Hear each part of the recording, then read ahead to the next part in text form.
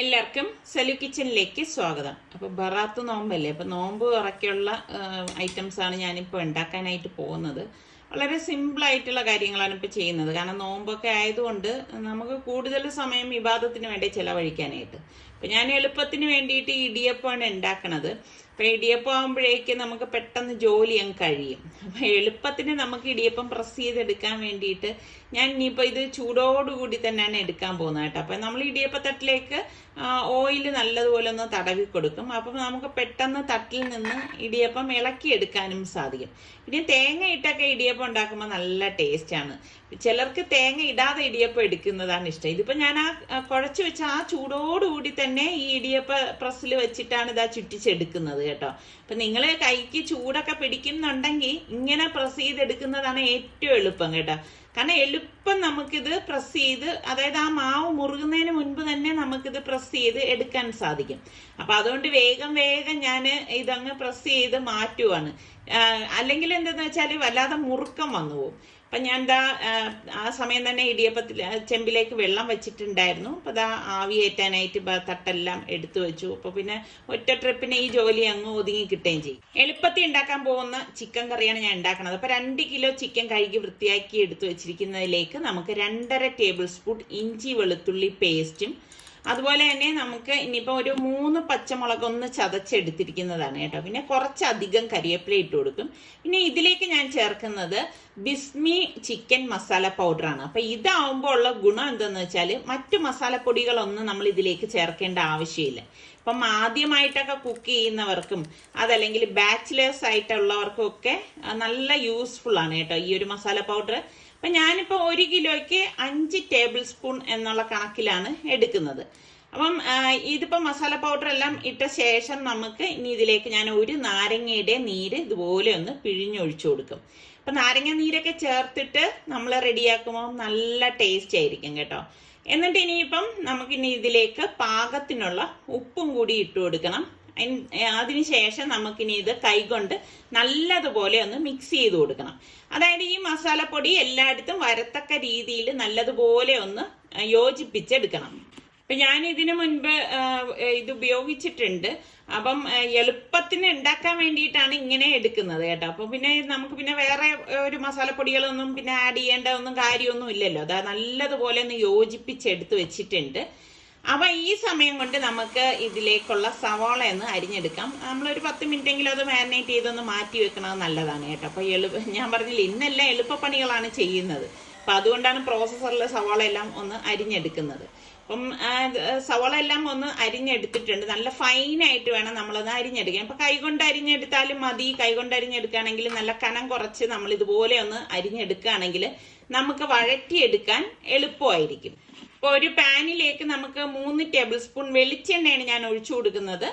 അതിനുശേഷം നമുക്ക് ഈ സവാള ഇതിലേക്ക് ഇട്ടിട്ട്, ഞാനിവിടെ ഒരു 5 വലിയ സവാളയാണ് എടുത്തത് കേട്ടോ. സവാള ഇതിലേക്ക് ഇട്ടിട്ട് ഒന്ന് വഴറ്റി കൊടുക്കാം. അപ്പം ഞാൻ ഫ്ലെയിം കൂട്ടി വെച്ചിട്ട് ഇതൊന്ന് വഴറ്റിയെടുക്കുകയാണ് ചെയ്യണത്. അപ്പം ഇത് പെട്ടെന്ന് വഴണ്ടി കിട്ടും. അപ്പം ഇതിനിടയിൽ നമ്മളുടെ ഇടിയപ്പം റെഡി ആയിട്ടുണ്ട്. അപ്പം സവാള കരിഞ്ഞു പോവാതിരിക്കാൻ പ്രത്യേകം ശ്രദ്ധിക്കണം. അതിൻ്റെ അടുത്ത് നിന്ന് തന്നെ പെട്ടെന്ന് നമ്മളൊന്ന് വഴറ്റിയെടുത്താൽ മാത്രം മതി. ഒന്ന് വഴണ്ട ശേഷം നമ്മൾ ഇപ്പം മാരിനേറ്റ് ചെയ്ത് വെച്ചിരിക്കുന്ന ചിക്കനില്ലേ, അത് ഫുള്ളായിട്ട് നമുക്ക് ഇതിലേക്ക് ഇട്ടിട്ട് ഇതെല്ലാം ചേർത്തിട്ടൊന്ന് ഇളക്കി കൊടുക്കാം. ശരിക്കും ഈ ഒരു രീതിയിൽ നമ്മൾ ഉണ്ടാക്കിയെടുക്കുകയാണെങ്കിൽ വളരെ എളുപ്പമാണ് കേട്ടോ. ഒരുപാട് നേരമൊന്നും നമുക്ക് ഇതിന് കാവൽ നിൽക്കേണ്ട കാര്യമൊന്നുമില്ല. ഇത് അടി ചേർത്ത് നല്ലതുപോലെ ഒന്ന് ഇളക്കി കൊടുക്കണം. അപ്പൊ ഇളക്കിയ ശേഷം നമുക്കിനി ഇത് മൂടി വെച്ച് റെഡിയാക്കി എടുക്കാം. മൂടി വെച്ചിട്ട് മീഡിയം ഫ്ലെയിമിൽ വെച്ചിട്ടാണ് റെഡിയാക്കണത്. അപ്പൊ ഇതിൻ്റെ ഇടയിൽ നമ്മുടെ ഇടിയപ്പം ഒക്കെ തണുത്തിട്ടുണ്ട്. ഒന്ന് തണുത്ത ശേഷം വേണം നമുക്കിത് ഇടിയപ്പച്ചെമ്പിൽ നിന്ന് മാറ്റാനുള്ളത്. അപ്പൊ ഞാനൊരു കാസറോളിലേക്ക് ഇട്ട് വെച്ചിട്ടുണ്ട്. അപ്പൊ ഇതിനിടയിൽ നമ്മുടെ ചിക്കൻ്റെ അടപ്പ് മാറ്റിയിട്ട് ഇതാ ഒന്ന് ഇളക്കി കൊടുക്കുകയാണ്. അപ്പൊ നമ്മൾ ഒട്ടും വെള്ളം ചേർക്കുക ഒന്നും ചെയ്തിട്ടില്ല. അപ്പം ആദ്യമേ നമ്മൾ വെള്ളം ചേർക്കൊന്നും ചെയ്യരുത്. ഈ ഒരു രീതിയിൽ നമ്മൾ വഴറ്റി കൊടുക്കണം. അതിനുശേഷം ഞാനിവിടെ അത്യാവശ്യം വലിപ്പമുള്ള 3 തക്കാളി എടുത്തിട്ടുണ്ട്. പഴുത്ത് നല്ല കളറുള്ള തക്കാളിയാണ് എടുത്തിരിക്കുന്നത്. അതുകൂടി ഇട്ടിട്ട് ഒന്ന് മൂടി വെച്ച് കൊടുക്കാം. 2 മിനിറ്റിന് ശേഷം അടപ്പ് മാറ്റിയിട്ട് നമുക്ക് വീണ്ടും ഒന്ന് ഇതുപോലെ ഒന്ന് ഇളക്കി കൊടുക്കണം. അപ്പം തക്കാളിയൊക്കെ പെട്ടെന്ന് ഉടഞ്ഞു കിട്ടും. കാരണം ഈ ആവി അടിച്ചിട്ട് തക്കാളി പെട്ടെന്ന് റെഡിയായി കിട്ടും കണ്ടോ. എന്നിട്ട് ഇതുപോലെ ഒന്ന് ഇളക്കി കൊടുക്കണം.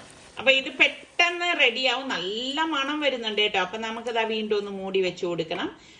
പിന്നെ നമുക്കത് ഏകദേശം ഒരു 15 മിനിറ്റ് കഴിഞ്ഞപ്പോഴേക്ക് ഞാൻ വീണ്ടും ഇതുപോലെ ഒന്ന് ഇളക്കി കൊടുക്കുകയാണ്. ഇപ്പോൾ ഓൾമോസ്റ്റ് നമ്മുടെ ചിക്കൻ എല്ലാം റെഡിയായി വന്നിട്ടുണ്ട്. അപ്പം നിങ്ങൾക്ക് ഗ്രേവി കൂടുതൽ വേണം എന്നുണ്ടെങ്കിൽ നിങ്ങൾ തിളച്ച വെള്ളം ഇതിലേക്ക് ഒഴിച്ചു കൊടുത്താൽ മതി. അപ്പം ഞാൻ ഒന്നും ഒഴിക്കുന്നില്ല. ഇതിലേക്ക് നമ്മൾ മല്ലിയില ഒന്ന് കട്ട് ചെയ്തിട്ട് കൊടുക്കുകയാണ്. ഇപ്പം നമ്മൾ വെള്ളം ഒഴിച്ചൊക്കെ എടുക്കുന്നതിൽ നിന്ന് നല്ല ടേസ്റ്റാണ് ഈ ഒരു രീതിയിൽ ഉണ്ടാക്കിയെടുത്താൽ. അങ്ങനെ ബിസ്മിയുടെ ഇൻസ്റ്റന്റ് മസാലയിൽ ഉണ്ടാക്കിയ ചിക്കൻ കറി ഇവിടെ റെഡി ആയിട്ടുണ്ട്. അപ്പൊ നിങ്ങൾ ട്രൈ ചെയ്ത് നോക്കുക കേട്ടോ. ഇപ്പൊ നോമ്പ് തുറയ്ക്കുള്ള സ്നാക്കിന് വേണ്ടിയിട്ട് ഞാൻ മുട്ട പുഴുങ്ങാനായിട്ട് വെച്ചിട്ടുണ്ട്. ഇതാവുമ്പോ എളുപ്പമുണ്ട്, മുട്ട അവിടെ ഇരുന്ന് പുഴുങ്ങിക്കൊള്ളും. പിന്നെ ഞാൻ ഇന്നൊരു സ്പെഷ്യൽ കഞ്ഞിയാണ് ഉണ്ടാക്കുന്നത്. കിനോവ വെച്ചിട്ടാണ് ഞാൻ ഈ കഞ്ഞി തയ്യാറാക്കുന്നത്. അപ്പം 3/4 കപ്പ് കിനോവ ഞാനിവിടെ എടുത്തിട്ടുണ്ട്.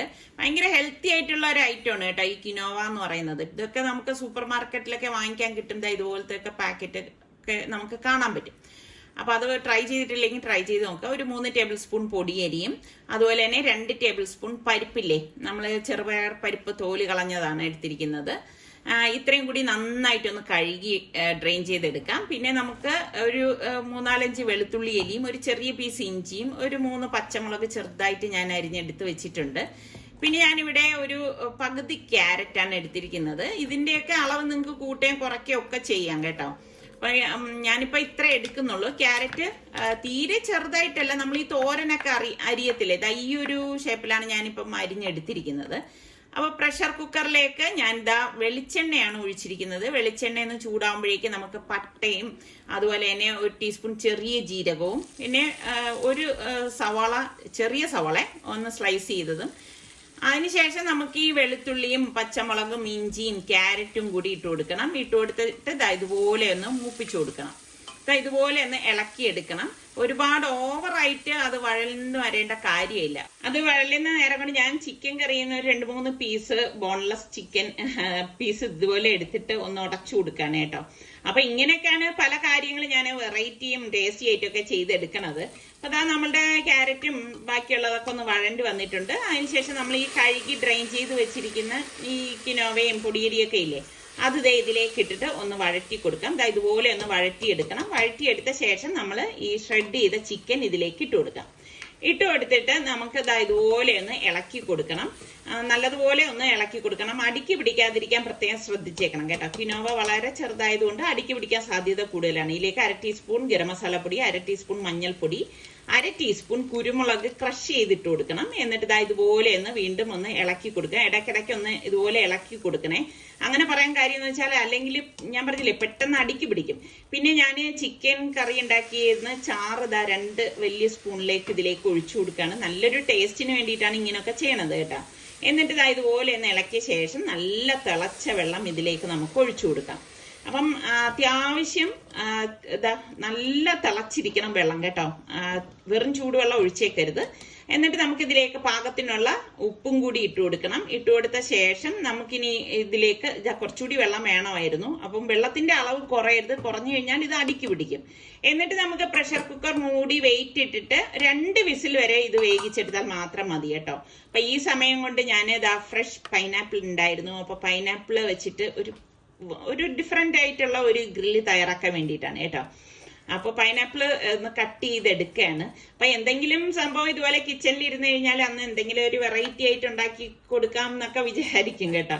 അപ്പൊ ഇങ്ങനെയൊക്കെയാണ് പല കാര്യങ്ങളും ചെയ്തെടുക്കണത്. അപ്പൊ ഇതുപോലെ നമ്മളൊന്ന് കട്ട് ചെയ്തെടുക്കണം. അതിന്റെ നടുക്കുള്ള പീസ് കട്ട് ചെയ്ത് കളയരുത് കേട്ടോ.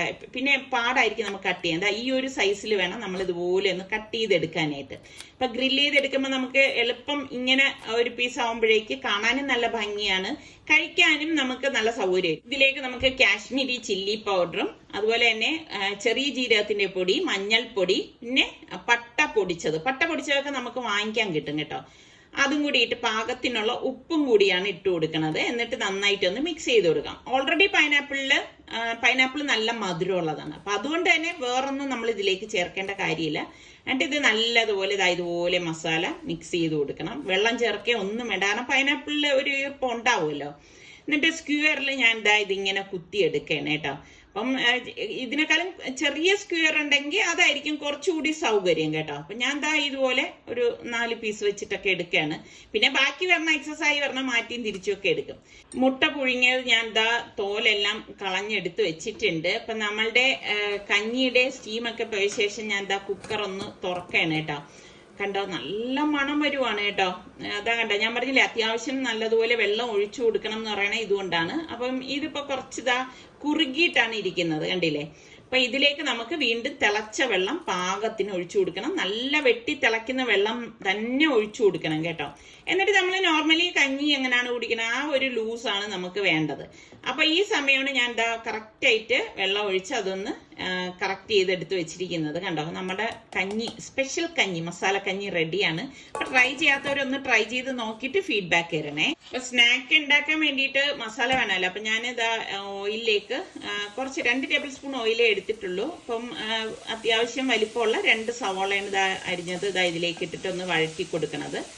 അപ്പോൾ ഇത് ഒരുപാട് അങ്ങ് വഴലേണ്ട ആവശ്യമൊന്നുമില്ല. അപ്പം ഇത്രയും വഴണ്ട ശേഷം നമുക്കിതിലേക്ക് ഇഞ്ചി വെളുത്തുള്ളി പേസ്റ്റ് ഞാൻ ഇതിലേക്ക് 1 ടേബിൾ സ്പൂൺ ചേർത്ത് കൊടുക്കുന്നുണ്ട്. അപ്പം അതും കൂടി ചേർത്തിട്ടൊന്ന് വഴറ്റിയ ശേഷം മുളക് പൊടി, മഞ്ഞൾപ്പൊടി, ഗരം മസാലപ്പൊടി, പാകത്തിനുള്ള ഉപ്പ്, ഇത്രയും കൂടിയാണ് ഇട്ടത്. അപ്പം നമ്മളുടെ പാകത്തിന് മസാലപ്പൊടികളൊക്കെ ചേർത്ത് കൊടുത്താൽ മതി. അപ്പം ഇതുപോലെ ഒന്ന് വഴറ്റിയെടുക്കുമ്പോൾ നമ്മുടെ മസാല റെഡിയാണ്. അപ്പം ഇനിയിപ്പം നമുക്ക് ഇതിലേക്ക് ചേർത്ത് കൊടുക്കുന്നത് ടൊമാറ്റോ കെച്ചപ്പാണ്. അപ്പം ഞാൻ ഇവിടെ ഒരു 2 ടേബിൾ സ്പൂണോളം ടൊമാറ്റോ കെച്ചപ്പ് ചേർത്തിട്ട് ഇതാ ഇതുപോലെ ഒന്ന് ഇളക്കി കൊടുക്കണം. ഇത്രയേ ഉള്ളൂ. അപ്പം നമ്മുടെ മസാല റെഡി ആയിട്ടുണ്ട്. ഇത് സ്നാക്കിന് വേണ്ടിയിട്ടാണ് കേട്ടോ. അപ്പോൾ ഗ്യാസ് ഓഫ് ചെയ്ത് മാറ്റി വെക്കാണ്. ഇതാ നമ്മളുടെ പൈനാപ്പിൾ ഗ്രില്ല് ചെയ്യാൻ പാകത്തിന് ഞാൻ എല്ലാം എടുത്ത് ഇവിടെ വച്ചിട്ടുണ്ട്. അപ്പോൾ ഇനിയിപ്പോൾ ഞാൻ ദാ പഫ്സിൻ്റെ ഷീറ്റ് ഞാൻ ഡീഫ്രോസ് ചെയ്യാൻ പുറത്തേക്ക് എടുത്ത് വെച്ചിട്ടുണ്ടായിരുന്നു. അപ്പോൾ ആ ഷീറ്റിലേക്ക് നമ്മളുടെ ഈ മസാല വെച്ചിട്ട് ദാ മുട്ട ഒന്ന് സ്ലൈസ് ചെയ്തത് ഇതിലേക്ക് വെച്ചിട്ട് ഒന്ന് ഫോൾഡ് ചെയ്ത് കൊടുക്കുകയാണ് ചെയ്യണം കേട്ടോ ഈ ഷീറ്റ്. എന്നിട്ട് നമുക്കൊരു ഫോർക്ക് കൊണ്ട് 2 വശങ്ങളും ഒന്ന് പ്രസ് ചെയ്ത് കൊടുക്കുമ്പോൾ തന്നെ അതങ്ങ് സ്റ്റിക്ക് ആയിക്കോളും കേട്ടോ.